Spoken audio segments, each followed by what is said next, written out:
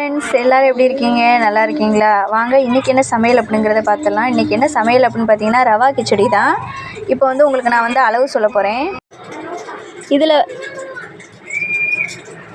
இந்த கிளாஸில் பார்த்தீங்கன்னா இதில் வந்து பார்த்தீங்கன்னா 1.5 கிளாஸ் நான் வந்து ரவை எடுத்துக்கிறேன். இந்த ரவையை எடுத்து இப்போ நம்ம வறுத்துக்கிறலாம்.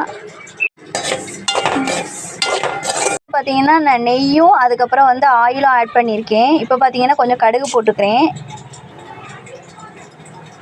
போட்டதுக்கப்புறம் பார்த்தீங்கன்னா கடலைப்பருப்பு போட்டுக்கிறேன்.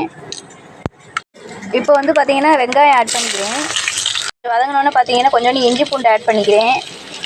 தேவையான சால்ட்டை ஆட் பண்ணிக்கிறேன். வதங்கினதுக்கப்புறம் பார்த்தீங்கன்னா தக்காளி பச்சை மிளகாய் ஆட் பண்ணி இப்போ வதக்கி விட்டுக்கிறேன். மிளகாத்தூள் ஆட் பண்ணிக்கிறேன். மல்லித்தூள் ஆட் பண்ணிக்கிறேன். காய்கறியெல்லாம் நான் ஆட் பண்ணிக்கிறேன். காய்கறியெல்லாம் நல்லா வதங்கட்டும். இப்போ வந்து நம்ம ரவைக்கு வந்து அளவு தண்ணி எடுத்து வச்சிடலாம். 1.5 கிளாஸ் தண்ணிக்கு வந்து நான் 3 கிளாஸ் தண்ணி எடுத்து இப்போ வச்சுருக்கேன். ஸ்டேஜில் பார்த்தீங்கன்னா நம்ம வறுத்து வச்ச ரவையை வந்து நம்ம இதில் ஆட் பண்ணிடலாம். இப்போ வந்து இதை வந்து எண்ணெயிலே கொஞ்சம் நேரம் வதக்கிடலாம். கொதிக்க வச்ச சுடுதண்ணியை வந்து இதில் வந்து ஆட் பண்ணிடலாம்.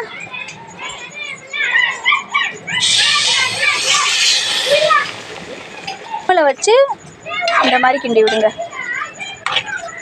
இதை வந்து சாம்பார் அப்படி இல்லைன்னா தேங்காய் சட்னியில் செஞ்சு சாப்பிட்டீங்கன்னா அவ்வளோ ருசியாக இருக்கும். நீங்கள் ட்ரை பண்ணி பார்த்துட்டு மறக்காமல் என் சேனலுக்கு வந்து சப்போர்ட் பண்ணுங்கள். இந்த வீடியோ உங்களுக்கு பிடிச்சிருந்துச்சுன்னா லைக் பண்ணுங்கள், ஷேர் பண்ணுங்கள், சப்ஸ்கிரைப் பண்ணுங்கள், கமெண்ட் பண்ணுங்கள்.